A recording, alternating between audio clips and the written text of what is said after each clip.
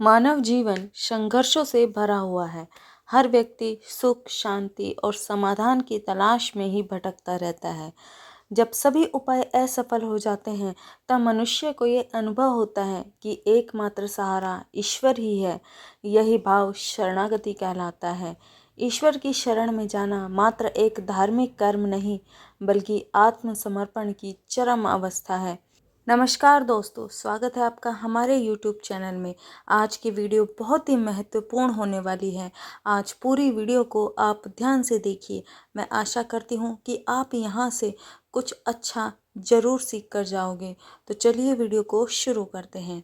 ईश्वर की शरणागति का अर्थ है भगवान के प्रति पूर्ण विश्वास, समर्पण, उन्हें अपने जीवन का मार्गदर्शन मानना। यह न केवल आध्यात्मिक उन्नति के लिए आवश्यक है, बल्कि मानसिक शांति और संतुलन के लिए भी बहुत आवश्यक है।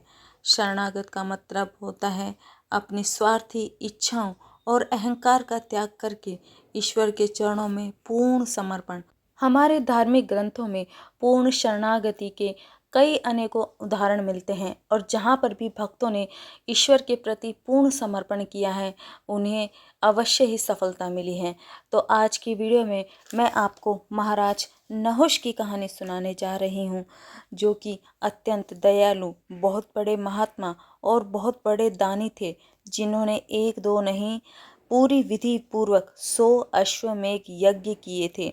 उसके फलस्वरूप उन्हें इंद्रासन यानी कि इंद्र का आसन मिल गया। देवरण, ऋषिरण और पितृरण सबसे मुक्त स्वर्ग तक पहुंच गए। इतना बड़ा पद मिल गया, पर उनकी बुद्धि शुद्ध नहीं हुई, अंतःकरण शुद्ध नहीं हुआ। वहां पर बैठकर कहने लगे, जब हम इंद्र के पद पर बैठ गए हैं तो इंद्राणी को लाओ। इंद्राणी यानी कि इंद्र की पत्नी शची, जब हम इंद्र के पद पर बैठ गए हैं तो इंद्राणी अब हमारी होगी, और इंद्राणी के प्रति कुदृष्टि करने लगे। तो बृहस्पति जी ने समझाया, महाराज यह उचित नहीं है। जो आपकी महारानी है वही इंद्राणी होगी। भला इंद्र की पत्नी आपकी इंद्राणी कैसे हो सकती है? यह बहुत ही गलत बात है। लेकिन महाराज को क्रोध आ गया और वे क्रोधित होकर बोले, नहीं, मैं जो कह रहा हूँ वही सही है, वही धर्म है। तो इंद्र की पत्नी शची, जो अति पतिव्रता थी, उसने बृहस्पति जी का ध्यान किया और कहा, गुरुजी, मुझे इस विपत्ति से बचा लो, आप मेरे सतीत्व की रक्षा कीजिए।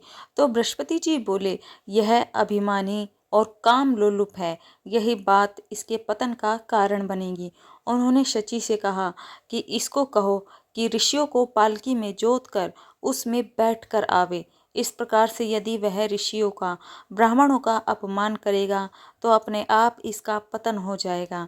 इतने बड़े यज्ञकर्ता ने यह विचार नहीं किया कि जिन पूज्य ब्राह्मणों की कृपा से मैं इंद्रासन पर बैठा हूँ, उन्हीं ब्राह्मण ऋषियों को मैं पालकी में जुतवाऊंगा तो इसका क्या अंजाम होगा। पालकी में आगे की ओर ऋषि अगस्त थे, पर उसे तो इंद्राणी से मिलने की जल्दी हो रही थी। उसे किसी बात की कोई परवाह नहीं थी। उसने ऋषि अगस्त को लात से चोट पहुंचाते हुए कहा, सर्प, जल्दी चलो, शीघ्र चलो। ऋषियों को क्रोध तो था ही। उन्होंने पालकी पटक दी और कहा, अरे दुष्ट, मुझे सर्प कहता है, जा भयंकर सर्प की योनि में चला जा। और वह इंद्रासन से लुढ़क कर सीधा भयंकर सर्प बन गया, और इतना बड़ा दानी, महात्मा, यज्ञ करने वाला व्यक्ति सर्प बन गया। और इसके बाद नहुष को अपनी गलती का एहसास हुआ, उसके अहंकार की समाप्ति हुई।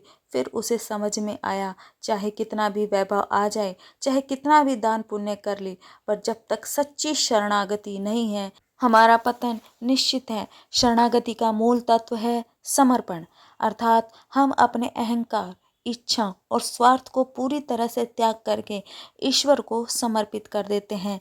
हम अपने जीवन की डोर को प्रभु के हाथ में सौंप देते हैं, तो हम एक शांति का अनुभव करते हैं। शरणागति से हम अपनी आत्मा को शुद्ध करते हैं और प्रभु के करीब पहुंचते हैं। हमारा विश्वास और श्रद्धा और अधिक मजबूत होती है। हम समझ पाते हैं कि भगवान हमारे साथ हैं और हर मुश्किल में हमारा मार्गदर्शन करते हैं। ईश्वर की शरणागति न केवल एक धार्मिक कार्य है, बल्कि यह जीवन के हर पहलू में संतुलन और शांति लाने का एक सरल और प्रभावी तरीका है। आशा करती हूँ आज की वीडियो से आपने कुछ ना कुछ अच्छा ज़रूर सीखा होगा।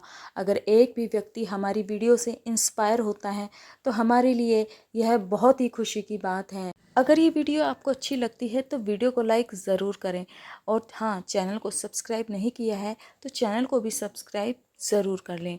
आपका लाइक और सब्सक्राइब हमारे लिए मोटिवेशन का काम करता है, हमें प्रेरित करता है आपके लिए अच्छी से अच्छी वीडियो लाने के लिए। अंत में मैं आप सबसे यही कहना चाहूँगी, जय श्री राम, जय हनुमान जी भक्तों। आप सभी का दिन शुभ और मंगलमय हो।